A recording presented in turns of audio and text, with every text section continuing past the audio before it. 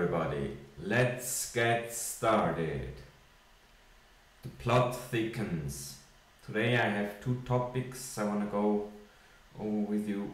One is the rumors about the possible SWIFT partnership, and the other one is regulations. Lately in the community, Twitter, YouTube, there has been a lot of rumors there might be an upcoming partnership between SWIFT and Ripple announced.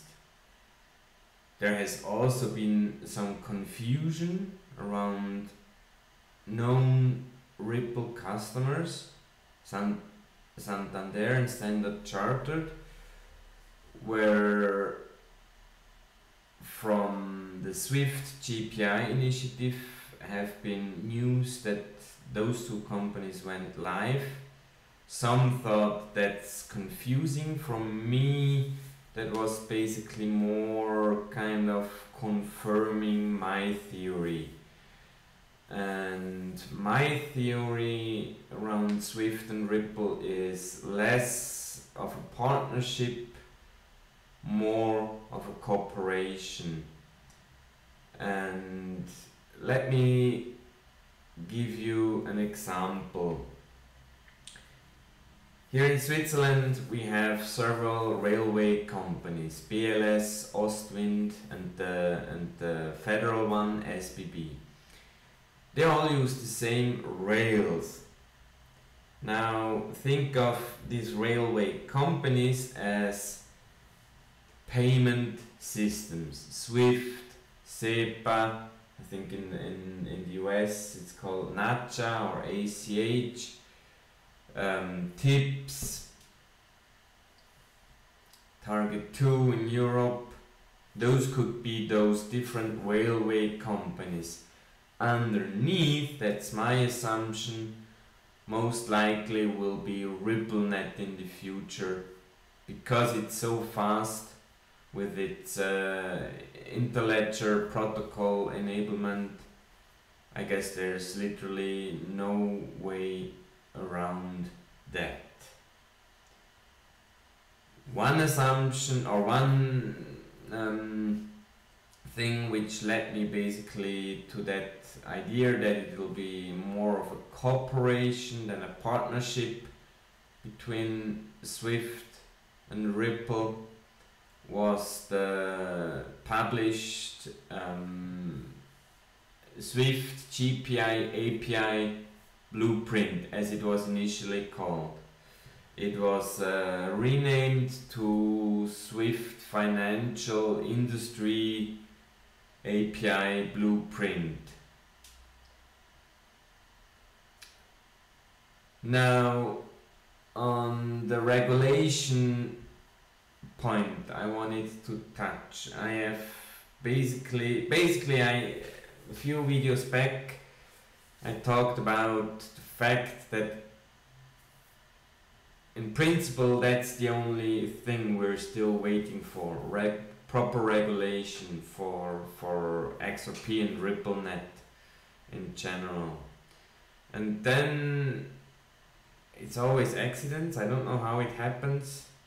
I came across a video where a guy from Ripple, I've never heard of, Patrick Griffin, gave an interview, notably at some SAP related conference or something.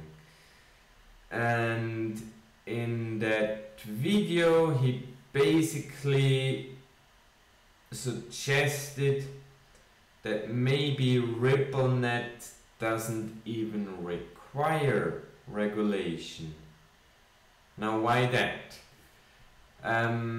His argument was that basically regulation will be required on a more upper level on the messaging or application level, but not on the plumbing. I have put this chart or this graphic for you to see how how in IT usually stuff works. It's layered. So usually you have first the hardware, then you have the connectors between the hardware, and each layer provides a service to the layer above. The layer above does basically not need to know how the layer on below works, he just consumes the result. So a web browser does not need to know anything about the inner workings of TCP/IP, as example, or a mail client doesn't need to know how SMTP works. That's being handled on a lower level, and those applications just consume the service from the lower level.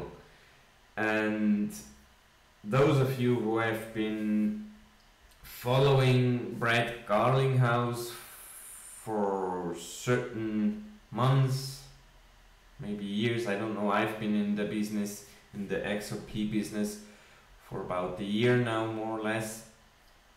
But in at least in the early videos I've seen where Brad was speaking, he usually gave the example that he himself sees Ripple as fixing the plumbing, the underlying infrastructure, which, according to that guy Patrick Griffin, may not require the plumbing. And that was it for today. I guess we're all looking forward to the maybe some announcements on Cybus in Sydney, Australia. If not, I wish you anyway a happy week and a good start into the new week. Thanks for listening.